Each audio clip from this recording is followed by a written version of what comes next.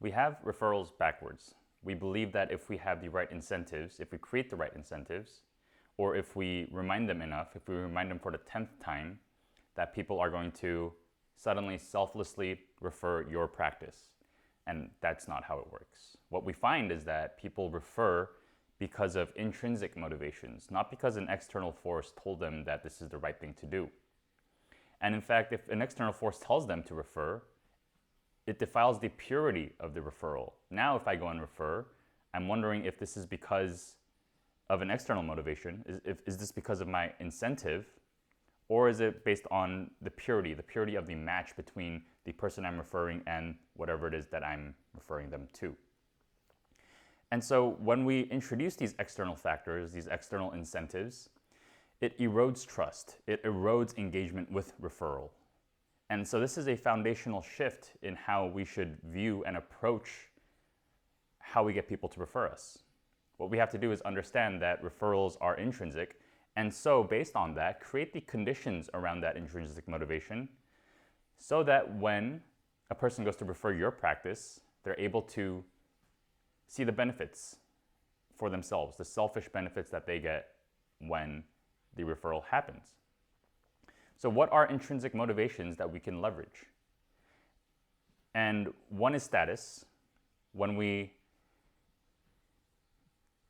connect someone to something that is valuable for them, we gain status.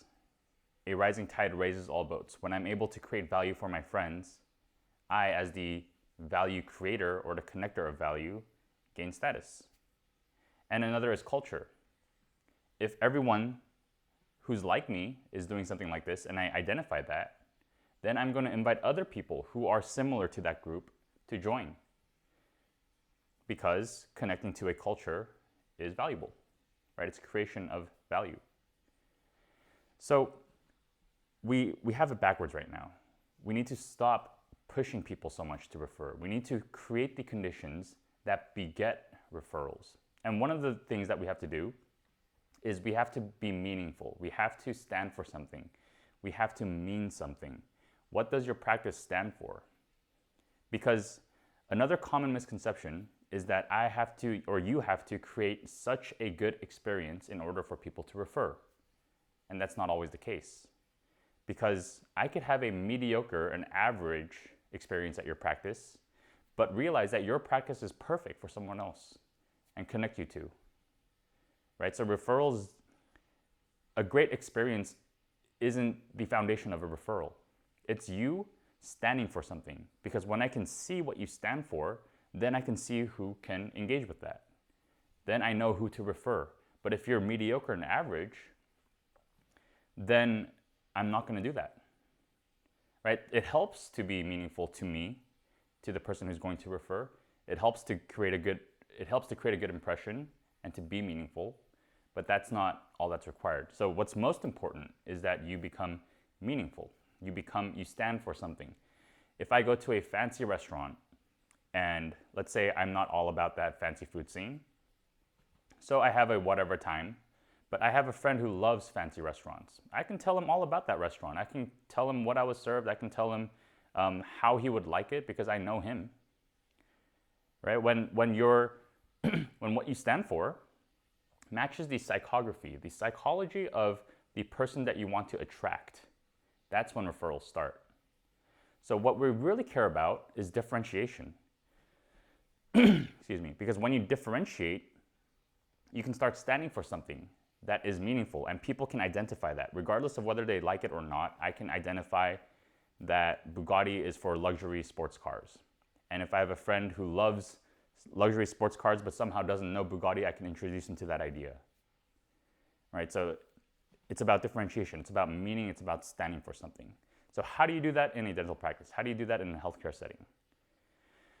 Well, first is to figure out who you want to attract. Because if we start attracting people without a direction, we can't align everything to be in service of that group of people that we want to attract. So who do you want to attract? What are their beliefs? What do they believe is good dentistry? What do they believe is good service? How do they view value? How do they view decision making? Right? These ideas that people have, we want to build for that. Because when we build for that, we create intrinsic, or we get to leverage intrinsic motivations. We don't create intrinsic motivations. We leverage other people's intrinsic motivations to share, to be part of a community, to give value, and therefore gain status. We can leverage those human innate motivations when we choose to stand for something. So my challenge for you is to truly differentiate. To not just say you're one thing and show up a different way, because that breaks trust too.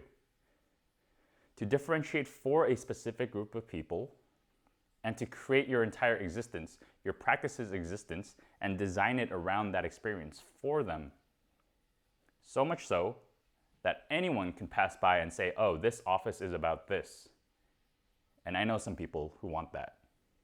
All right, thanks.